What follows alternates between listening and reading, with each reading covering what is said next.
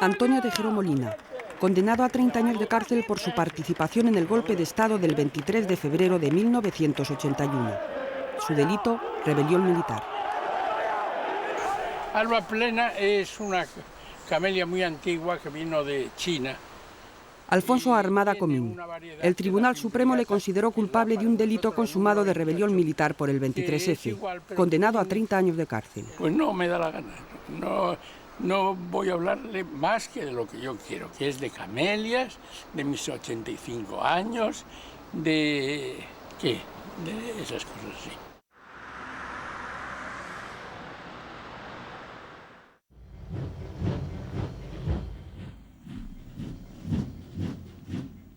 Jaime Milans del Bosch.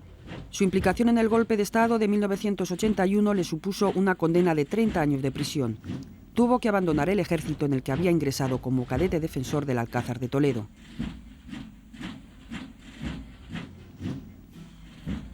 A las 5:25 ha fallecido el jefe del Estado, caudillo de España y generalísimo de los ejércitos. Al comunicároslo, siento el dolor que acongoja al soldado ante la pérdida del héroe legendario que ha sacrificado todo en el altar de la patria. Nuestro caudillo formó y nombró sucesor en la persona del príncipe de España, desde hoy nuestro rey. En torno a su egregia figura, cerramos filas con patriotismo de españoles y disciplina de soldados. Firmado, Jaime Milans del Bosch. Esta nota fue la que el general Jaime Milans ordenó leer en la división acorazada Brunete el día de la muerte de Franco. Mandaba en aquellos primeros días de la transición la división más potente del ejército español.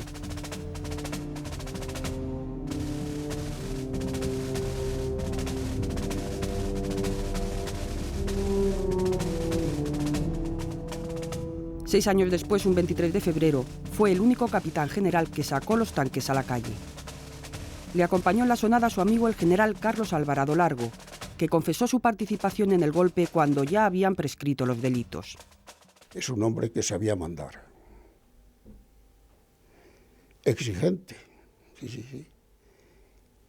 Que sabía mandar. Algunos le tachaban de poco intelectual, pero yo, que fui su jefe de Estado Mayor durante 3 años y despachaba todas las mañanas 1 hora con él, no puedo decir eso. Era un hombre de acción, un tipo Rommel o Montgomery, tipo de esos. Y puedo decir que la división acorazada la tenía en la mano. La idea que se tenía es que era un militar, evidentemente, que un poco exaltado, prácticamente, que en tertulias y en amigos pues presumía de que su abuelo y su padre pues siempre habían protagonizado, era una especie de saga, no se habían retirado sin dar un golpe. Estoy absolutamente convencido de que quienes protagonizan el 23F son los mismos, lógicamente han ido cambiando en el tiempo, pero la idea, el estereotipo es el mismo de todos aquellos que han protagonizado asonadas a lo largo de los siglos XIX y XX. Es hacerse con el poder porque creen que así van a resolver los problemas de España. El 23 de febrero de 1981, los golpistas Milans y Alfonso Armada tuvieron enfrente, defendiendo el orden constitucional, a un amigo, compañero en el Frente Nacional durante la Guerra Civil y más tarde en la División Azul, el general Aramburu Topete.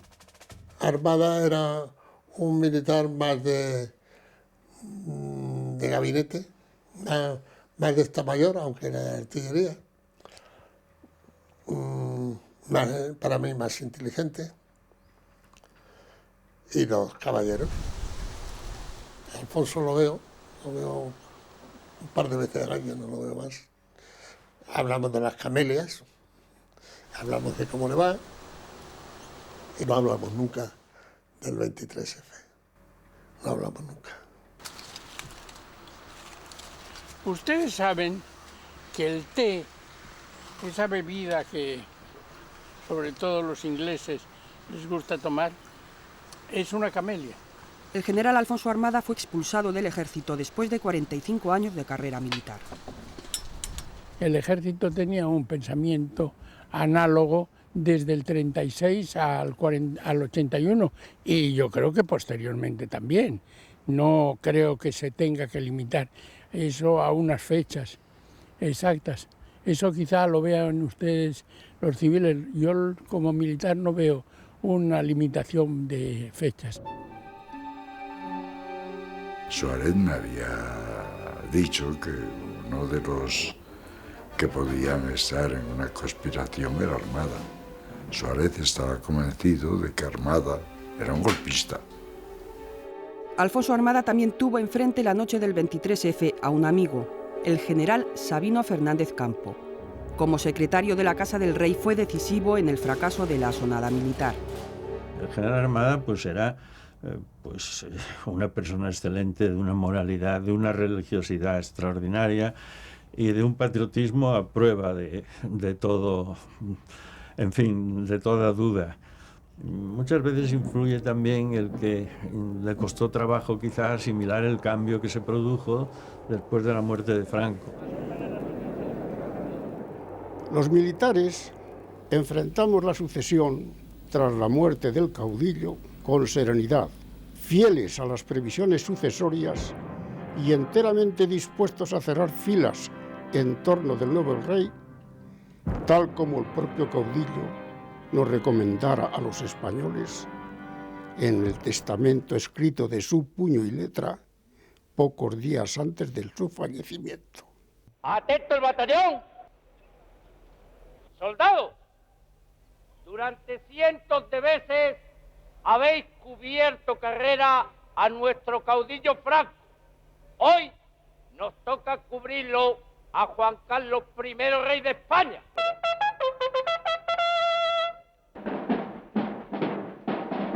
Al producirse la vacante en la jefatura del Estado, el príncipe don Juan Carlos de Borbón y Borbón prestará juramento y será proclamado rey por las Cortes Españolas.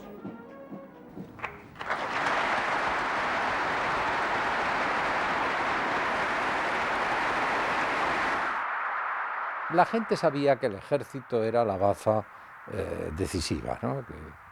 Había unos que esperaban que el ejército fuera autónomo para decidir lo que fuera, con independencia del jefe del Estado, del que iba a ser nombrado inmediatamente, que era el rey. Pero eso no era el ambiente militar. Es decir, el ambiente militar, con las opiniones de unos y otros, acuerdo o desacuerdo, estaban esperando las órdenes de su jefe, que el jefe era el rey. La institución que personifico integra a todos los españoles y hoy, en esta hora tan trascendental, os convoco porque a todos nos incumbe por igual el deber de servir a España. El rey quiere serlo de todos a un tiempo y de cada uno en su cultura, en su historia y en su tradición. Ya desde un principio existía cierta preocupación y fue en el acto de proclamación de Su Majestad el Rey, en el mensaje de la corona, cuando dice, y lo recalcó, insistió, lo recalcó mucho, ¿no?, que quería ser rey de todos los españoles. El propio vicepresidente Manuel Gutiérrez Mellado, cuando se le pregunta cuándo se inicia el 23F, él lo dice con toda la claridad: el día en el que el rey dice que va a ser el rey de todos los españoles.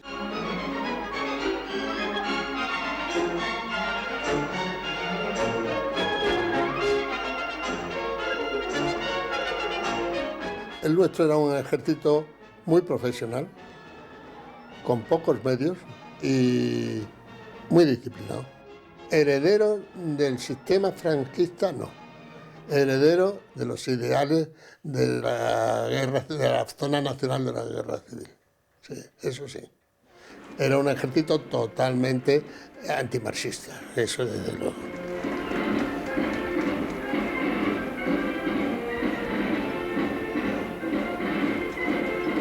En ese momento en España había un ejército mandado por generales que habían hecho la guerra civil, un ejército que más que un ejército nacional era un ejército franquista, era el ejército de media España que había derrotado a la otra media.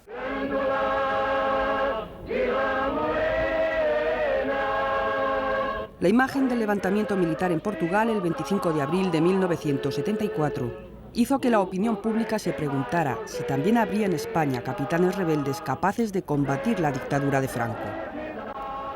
Fueron pocos, pero los hubo. Algo más de 200 militares que se agruparon en torno a la Unión Militar Democrática. En ese momento, decirle al mundo, y a los políticos también, hay en el ejército una gente que no son del búnker y que dicen que el ejército debe reducir su función a la profesionalidad y que la política sea lo que este país decida en unas elecciones libres, eso a ellos les dejó sin coartada para decir eso. El ejército no permite que este país deje de ser los principios fundamentales del movimiento cosidos ahí a la cabeza de cada uno.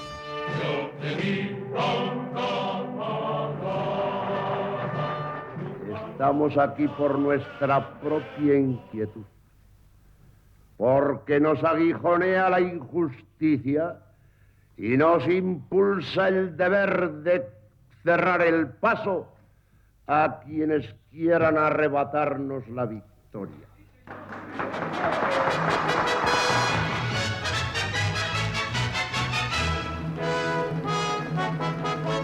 Don Adolfo Suárez González jura el cargo de presidente del gobierno español. El rey Juan Carlos movió desde el primer momento sus peones para colocar en la presidencia del gobierno al hombre que iba a hacer la transición.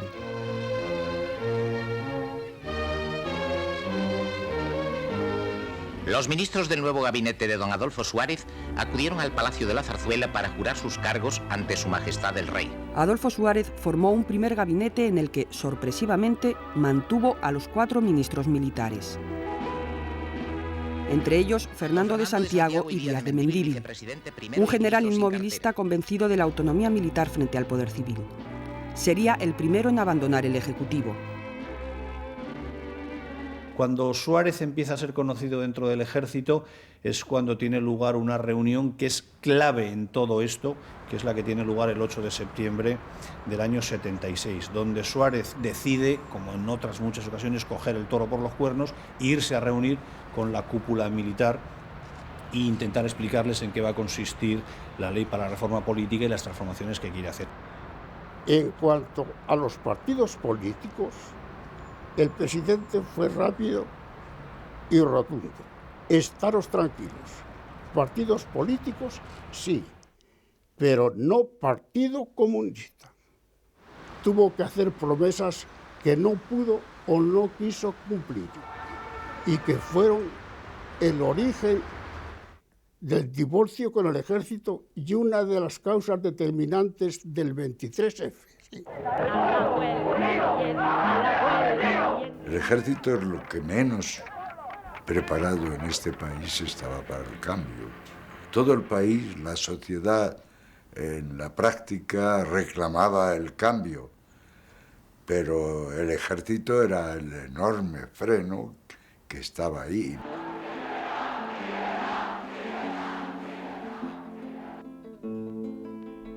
T'adones, company, que hem de sortir al carrer junts, molts, quan més millor. El ministro de la Mata dice nada menos que, hombre, tanto como legalizar a lo mejor no, pero que había que empezar a normalizar la participación de los sindicatos, y al hablar de sindicatos se hablaba de UGT y de comisiones, no olvidemos comisiones ligadas al Partido Comunista, en la vida política. El general de Santiago se levanta en el Consejo de Ministros, abandona aquello y dice que él no será partícipe de semejante decisión. Al dimitir el vicepresidente para Asuntos de la Defensa, recibió la inmediata adhesión del general Iniesta Cano, también destacado miembro del búnker franquista. Llegó a escribir una carta en el Alcázar apoyando la idea de que solo un militar sin honor estaría dispuesto a ocupar la vacante dejada en el gobierno. Pese a las amenazas, hubo un militar que aceptó el reto, el general Manuel Gutiérrez Mellado. Fue una de las 4 o 5 figuras absolutamente imprescindibles de la transición. Fue el Godne que sostuvo la reacción militar algunas reformas políticas que se presentaban de una forma distorsionada por un cierto sentido ultra de la posición y de alguna manera desfasado ya de la posición de las Fuerzas Armadas. ¡Es de mentira! ¡Y Franco levantado la cabeza! ¡Gobierno de división! ¡Traidores! Aguantó ataques furibundos de todo tipo, hay que recordar los gritos en los entierros de los militares asesinados en el Gómez-Ulla, en el cuartel general del Ejército, Encima de la disciplina está el honor. en el que se aprovechaba la supuesta tibieza de los gobiernos frente al hecho del terrorismo para deteriorar la figura de Gutiérrez Mellado.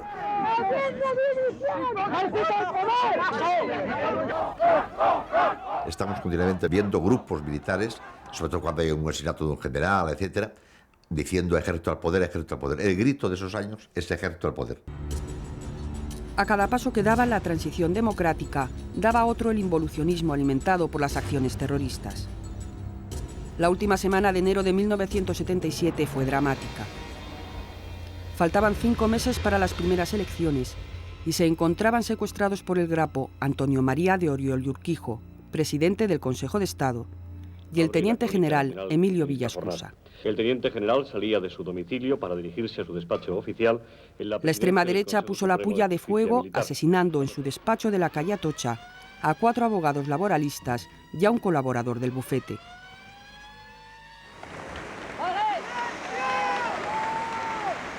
Oír el día del asesinato de los abogados laboralistas de Atocha. Decir, bueno, pues no pasa nada porque al fin y al cabo eran comunistas. Y no voy a decir el nombre, pero es un compañero mío. Pero lo dijeron, claro, eso se estaba crispando el ambiente, como se dice ahora. Uno de los generales crispados era Jaime Milans del Bosch. Su soberbia le había llevado a enfrentarse con el gobierno por la política de ascensos. En ese momento, enero del 77, dirigía unas maniobras a las que asistió el rey Juan Carlos.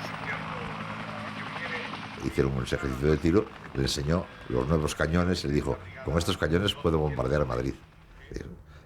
En mi objetivo está incluso el Congreso de los Diputados. Y se echaron a reír todos, y el rey supongo que no le gustaría gran cosa, pero nadie dijo nada y se disolvió la cosa. Pero quiero decir, él recordó, mando una unidad acorazada y puedo bombardear Madrid desde aquí. El vicepresidente Gutiérrez Mellado había emprendido una serie de reformas cuyo objetivo era profesionalizar las Fuerzas Armadas, dignificar sus escuálidos sueldos y alejar a los militares de las tentaciones políticas. El regreso a los cuarteles era una prioridad. Sabía que pronto el presidente Suárez, respaldado por el rey, iba a tomar una audaz decisión. Hace unos momentos, fuentes autorizadas del Ministerio de la Gobernación han confirmado que el Partido Comunista de España ha quedado legalizado. Fue el sábado santo, ¿no? El lunes mismo nos mandaron reunir a todos. Pidieron opinión de qué opinaba cada uno sobre esa legalización. Llegaron a un capitán que dijo en ese momento, yo no puedo opinar. ¿Cómo que no puede usted opinar? Sí, porque entonces infrinjo el Código de Justicia Militar, que es emitir opiniones sobre decisiones del gobierno. Y entonces yo me juego un arresto. La legalización del Partido Comunista provocó una urgente y tormentosa reunión del Consejo Superior del Ejército, en la que solo el valor castrense de la disciplina consiguió frenar a quienes pedían una intervención militar. Se reunieron y hicieron una declaración de reprobación de la legalización del Partido Comunista que causó un enorme impacto en el país y que puso en peligro la existencia misma del gobierno presidido por Adolfo Suárez. Cuando se publica eso, estamos reunidos por primera vez legalmente en Madrid el Comité Central del Partido Comunista. Y para ayudar a Adolfo Suárez y a aquel gobierno a resistir el golpe es cuando tomamos la decisión de adoptar la bandera nacional. Con los colores oficiales del Estado. La crisis se saldó con una segunda dimisión en el gabinete de Suárez por motivos políticos, la del ministro de Marina Gabriel Pitada Veiga.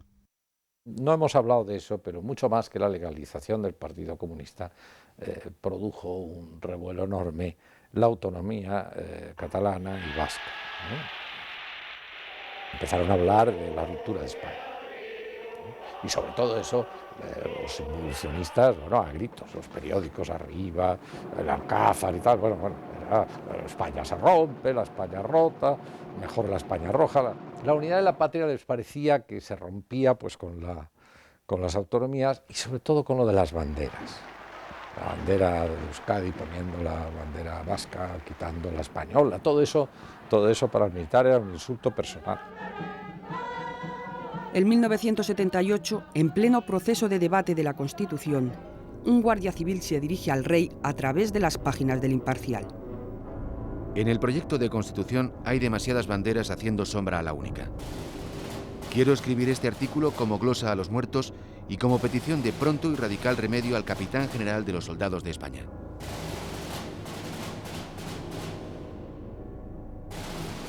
Poco después de firmar esta carta, Tejero fue uno de los 2 detenidos por la Operación Galaxia, un frustrado plan para secuestrar al gobierno y claro antecedente del 23F. En ese momento de la transición, los terroristas cometen un asesinato mortal cada 3 días.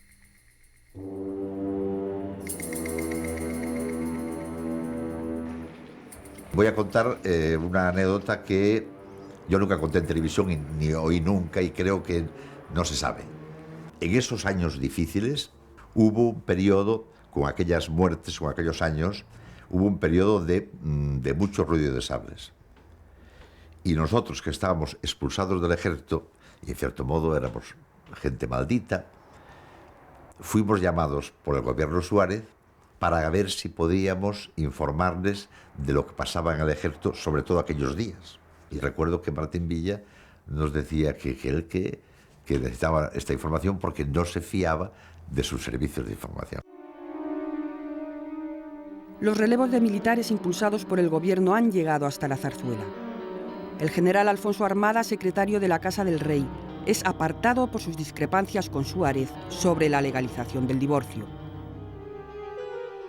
Armada lo que está es simplemente, ya digo, a partir de esos momentos ocupando destinos militares y bueno, pues metiéndose un poquito en todas las conspiraciones que hay para su objetivo principal desde ese momento es acabar con la figura política de Adolfo Suárez, que para él es el verdadero demonio.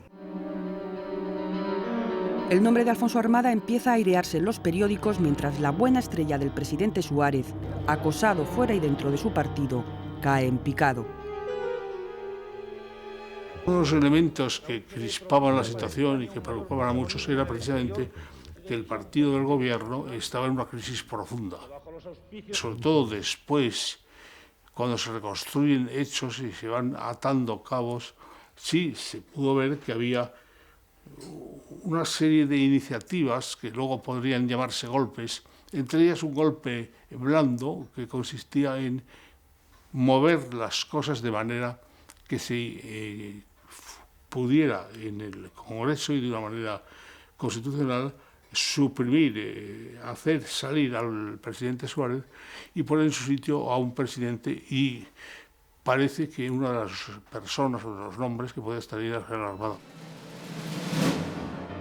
El colectivo Almendros, detrás del cual se encuentran uno o varios militares, utiliza la prensa de ultraderecha para contaminar el ambiente en las salas de armas.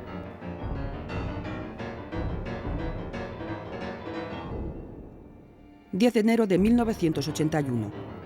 Jaime Milans, que ha sido nombrado capitán de la Tercera Región Militar, y el general Alfonso Armada se reúnen en Valencia. 2 días después, Milans confía lo que hablaron a su amigo el general Carlos Alvarado Largo, que a partir de ese momento entra en el complot. Ya habían formulado un plan de actuación, que era el siguiente. El día D y hora H, que se fijarían oportunamente, aprovechando un pleno de las Cortes Españolas, el teniente coronel Tejero, con fuerzas de la Guardia Civil, ocupará el Congreso y retendrá en él al gobierno y diputados. Simultáneamente, en Valencia, el capitán general dispondrá la ocupación de determinados puntos de la región militar. En Madrid, la división acorazada Brunete E1, al mando del general Torres Rojas, ocupará puntos previstos en la operación Diana, me parece que era. A partir de este momento, todas las órdenes procederán de la zarzuela, transmitidas o comunicadas por el general Armada. No lo sé si el apoyo regio de que hablaba Armada, de que había hablado Armada a Milans, existía o no existía. Digo yo, ¿fue un invento? Pues si fue un invento de Armada. Estamos tan absolutamente ignorantes de eso que de haberlo sabido medio segundo antes hubieran hecho lo imposible para que esa desgracia para España y para las propias imágenes de las Fuerzas Armadas y de las Fuerzas de Orden Público no se hubiera producido. Los principales implicados en el golpe se citan el 18 de enero de 1981 en la calle General Cabrera de Madrid. Alfonso Armada no está. En ese encuentro deciden esperar un mes para ver si prospera la moción de censura contra Suárez. En sus planes no está la inesperada reacción del presidente.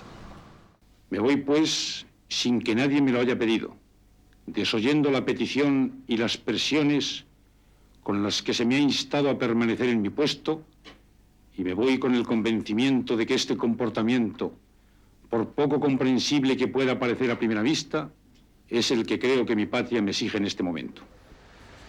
La dimisión de Suárez deja a los golpistas descolocados hasta el punto de que en una segunda reunión deciden aplazar sus acciones sine die. Al terminar, Milans pues insistió en traerme a mi casa. Paró el coche y me dijo: Armada ya tiene gobierno. Y a mí me dan el cargo, me asignan el cargo de jefe de Estado Mayor de la Defensa. Estamos. Y después me dice, claro, que en ese gobierno pues hay algún socialista y 2 o 3 comunistas, ¿no? Es 1 de febrero, tercer artículo de los almendros.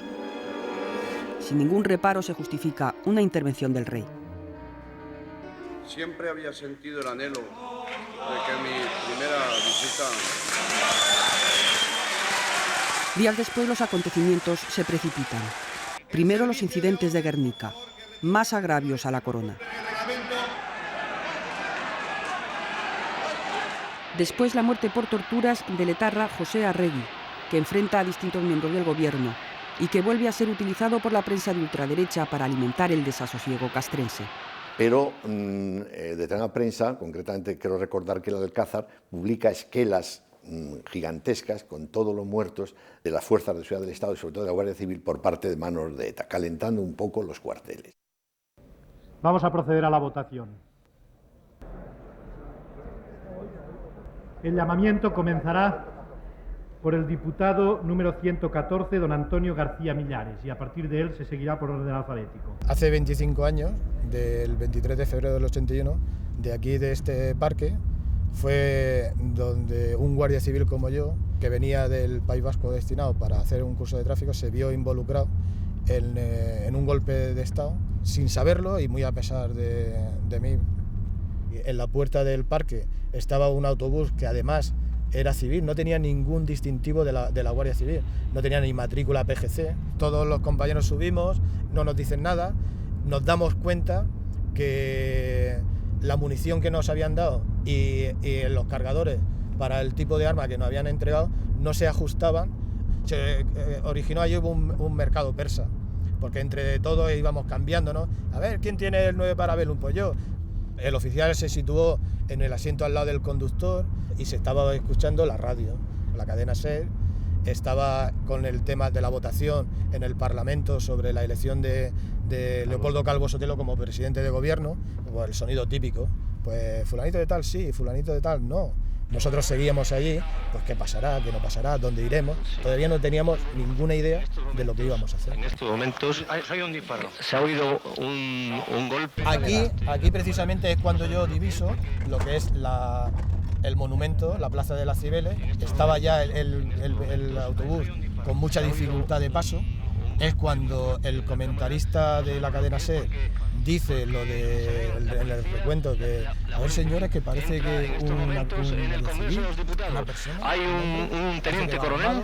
Un teniente coronel, y es cuando el capitán apaga la radio. El capitán se levanta, señores, en el Congreso de los Diputados están ocurriendo unos hechos muy graves y nosotros como fuerzas de seguridad vamos a por todas. ¡Quieto todo el mundo!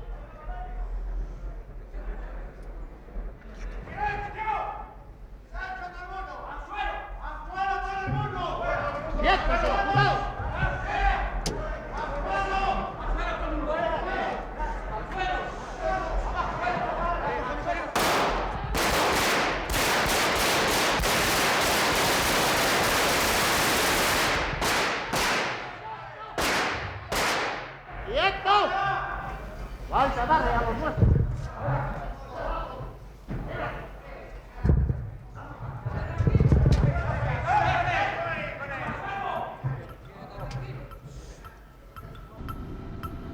El general José Juste, al mando de la división acorazada, ha interrumpido un viaje a Zaragoza, alertado sobre la posibilidad de que algo grave suceda en Madrid. Al incorporarse a su puesto de mando, se da cuenta de que le han tendido una trampa. Otro general, Luis Torres Rojas, ha llegado desde La Coruña dispuesto a sublevar la división.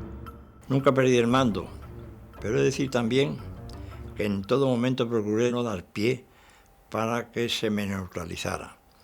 Y ahí creo que estuvo la clave de mi actuación. Yo no tenía exactamente la impresión de estar al mando de una división sublevada, pero tampoco podía saber con exactitud cuántos eran los involucrados en el asunto y hasta qué punto lo estaban.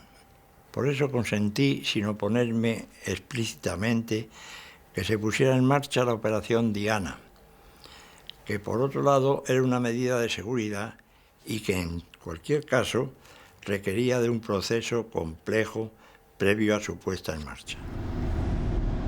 En ese momento se reciben órdenes de estar preparados y municionar, repostar vehículos, etc. Hay que tener en cuenta que estábamos hablando de 100 y pico vehículos, cada uno de ellos cargaba 900 litros de gasolina y munición de cañón, munición de ametralladoras, munición individual, etc. Llevaba mucho tiempo. El 23 de febrero de 1961 yo era capitán de artillería al mando de una batería de cañones autopropulsados en la división acorazada Brunete. Las órdenes que tenía era ir al retiro, con unas piezas que pesan cada una casi 40 toneladas, hubiera dejado el retiro pues como el campo lunar, vamos, como un campo lunar.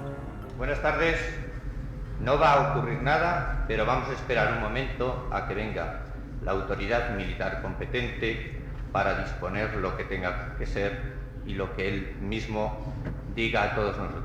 Los oficiales opuestos al golpe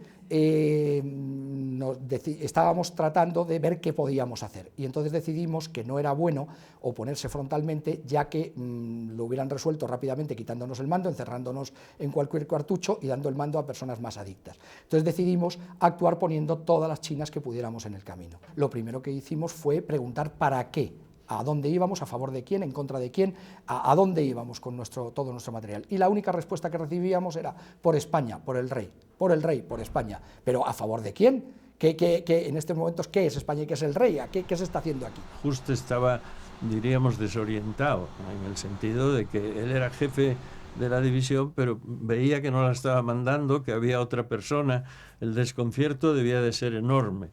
Y entonces nos pusimos en comunicación y él me preguntó, ¿pero qué está pasando? Y yo le pregunté, no, dime tú qué está pasando. Tuvimos una conversación un poco extraña, sin saber ninguno de los dos muy bien cuál era lo que estaba sucediendo.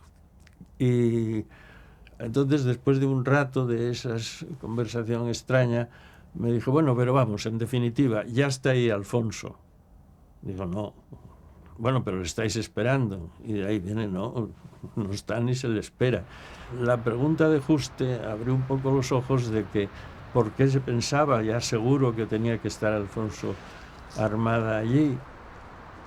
Armada está en el cuartel general del Ejército.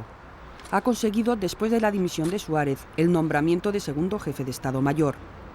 Desde allí propone trasladarse a la Zarzuela, pero la perspicacia de Sabino Fernández Campo le impide, esa noche, estar junto al rey. Entré hacia el Congreso por la entrada que hay de la verja entre los dos edificios del Congreso.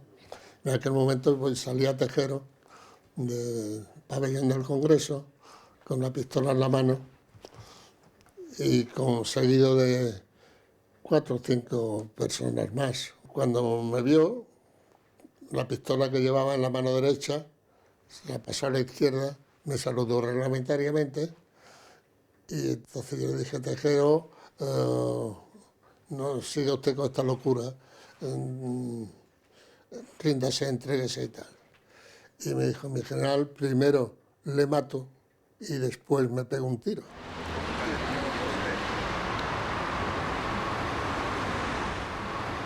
Como no tenía ninguna misión especial encomendada, por la escalera que da acceso a la biblioteca del Congreso, pues poco más o menos hago turismo pues, con los 2 amigos que tenía ahí, pues visitando todo lo que eran las instalaciones. Y cuando me asomo a la barandilla y se ve lo que hay abajo, es cuando yo me di cuenta de la realidad de lo que estábamos ahí en el interior. Veo al gobierno y bueno, ahí ya se me vino todo el mundo encima y le digo a mi compañero que está al lado, digo, Paco, digo, esto no es un atentado terrorista, que esto es un golpe de Estado que estamos dando. La noticia que ha llegado a la Capitanía de Madrid es que la acorazada está a punto de sacar los carros. Esa imagen puede ser decisiva para el éxito del golpe y el capitán general de Madrid, Guillermo Quintana Lacazzi, lo sabe. Toma la iniciativa y llama directamente a cada uno de los regimientos de la Brunete. En el de artillería, Ricardo Welling escucha la conversación. El teniente general Quintana Lacazzi en aquel momento le comunicó al coronel que no moviera absolutamente nada de la unidad, que una sola rueda de cualquiera de los vehículos bajo su mando que saliera por la puerta del cuartel era responsabilidad exclusivamente del coronel y a él se la exigirían. Todo el personal afecto a los servicios públicos de interés civil queda militarizado con los deberes y atribuciones que marca la ley. Quedan suspendidas la totalidad de las actividades públicas y privadas de todos los partidos políticos. Todos los cuerpos de seguridad del Estado se mantendrán bajo mi autoridad. El rey habló con los capitanes generales y la verdad es que todos se acomodaron inmediatamente. Incluso al general Milán se le mandó un fax con las órdenes por escrito para que retirara las fuerzas, etc. El único que defendía un poco la postura, porque era el que se había lanzado verdaderamente a la calle, era el general Milán del Bosch. Yo llegué a hablar con él y él dijo, esto está muy grave, aquí yo no veo más que la solución armada. Eso lo dijo en alguna ocasión, es decir, la solución armada era presidente de ese famoso gobierno de concentración que incluso creo que estaba en una lista, no lo sé, alguien dice que lo vio. La solución armada en esos momentos ya no es constitucional porque hay un parlamento secuestrado. El general Armada, pese a ser consciente de este cambio cualitativo, propone ir al Congreso para desbloquear la situación y ofrecerse como presidente de un gobierno de concentración. Él sigue sosteniendo que su actuación de presentarse como solución ante el teniente coronel Tejero contó con la autorización expresa, si bien a título particular, tanto del general Gabeiras, de quien dependía, como del general Sabino en la Zarzuela, a título particular, y que el único móvil que le movió era evitar un baño de sangre ante la situación que se vivía en el Congreso y hacer lo posible, pues, sacarle del atolladero en que se había metido a su amigo Milán del Bosch. llevaba en el bolsillo de su guerrera una lista con un gobierno que pretendía presentar y que fuera aprobado por los diputados. Y Tejero, en cuanto vio aquella vista, y había 2 o 3 comunistas y tal, le impidió entrar al Congreso. Y ya fue el fracaso definitivo. Ante la situación creada por los sucesos desarrollados en el Palacio del Congreso y para evitar cualquier posible confusión, confirmo que he ordenado a las autoridades civiles y a la Junta de Jefes de Estado Mayor que tomen todas las medidas necesarias para mantener el orden constitucional dentro de la legalidad vigente. La corona, símbolo de la permanencia y unidad de la patria, no puede tolerar en forma alguna acciones o actitudes de personas que pretendan interrumpir por la fuerza el proceso democrático que la Constitución votada por el pueblo español determinó en su día a través de referéndum. Y el rey no tiene más remedio que volver a tomar aquellos poderes que había voluntariamente, primero y luego constitucionalmente, dejado de tener. Y los usó de una manera decisiva, eficaz, rápida, dando aquella alocución televisada que tranquilizó definitivamente al país y antes, supongo, llamando a una serie de altos mandos militares para dar esa tranquilidad de que él estaba detrás de la Constitución.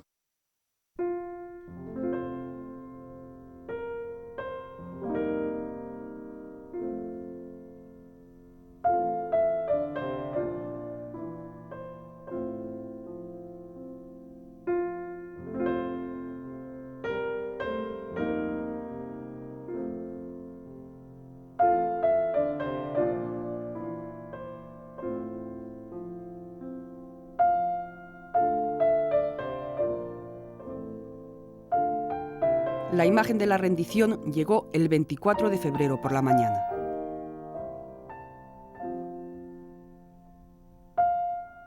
Yo estaba con una deuda moral interna hacia lo que representa esta institución.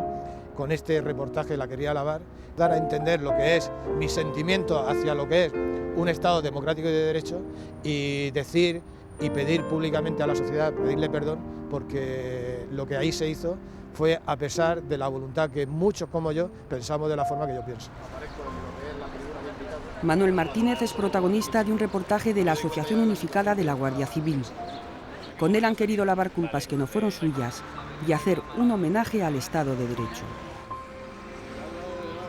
¿Qué es lo que falta para saber todo? Pues que el general, el teniente coronel Tejero, hablará, pero hablara no en ánimo de defensa, sino en servicio a la verdad histórica, y que contara realmente lo que pasó, por qué lo hizo, con quién lo hizo y por qué lo hizo como lo hizo. Creo que es el único que lo puede hacer.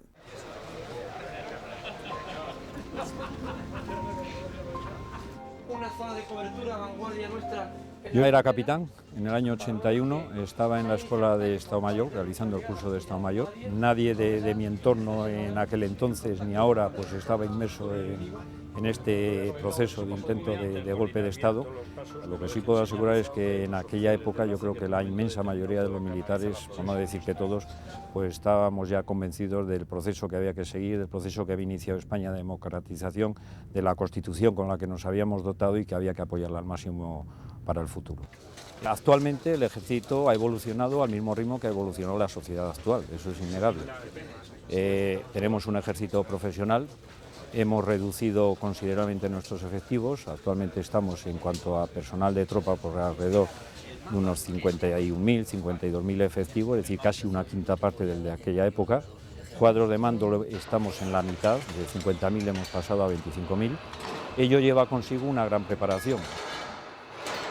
Yo diría que el salto más cualitativo en cuanto a la diferencia entre aquel ejército de ahora y el de ahora es precisamente la preparación y la profesionalidad de nuestros cuadros de mando y la dotación de nuestros medios. Buenos días, la presentación de hoy va a tratar de la integración de la Brigada Acorazada en el ámbito multinacional y posteriormente de cómo el Ejército de Tierra despliega oficiales, suboficiales y tropa, tanto en los cuarteles generales de la Alianza Atlántica, fundamentalmente, como en distintas misiones en el exterior. Si miramos hacia atrás, a veces a los años 80, a la situación que nos encontramos, podemos ver un cambio integral en lo que es el concepto del ejército, de un ejército territorial a un ejército de proyección hacia el exterior. Yo ahora mismo estoy haciendo funciones de conductor de carro. Yo del 23F conocimientos directos no tengo. Tengo 25 años de edad, con 10 años aproximadamente vi un programa en televisión y mis padres pues, me comentaron un poquito lo que había sucedido. Nuestros cuadros de mando han desarrollado su carrera militar, han desarrollado todas sus actividades en una democracia, han evolucionado al mismo tiempo que ha evolucionado nuestra sociedad, han seguido las mismas pautas, el mismo proceso democrático y por lo tanto yo creo que ahora sería impensable un proceso como aquel que se vivió aquel día 23 de febrero.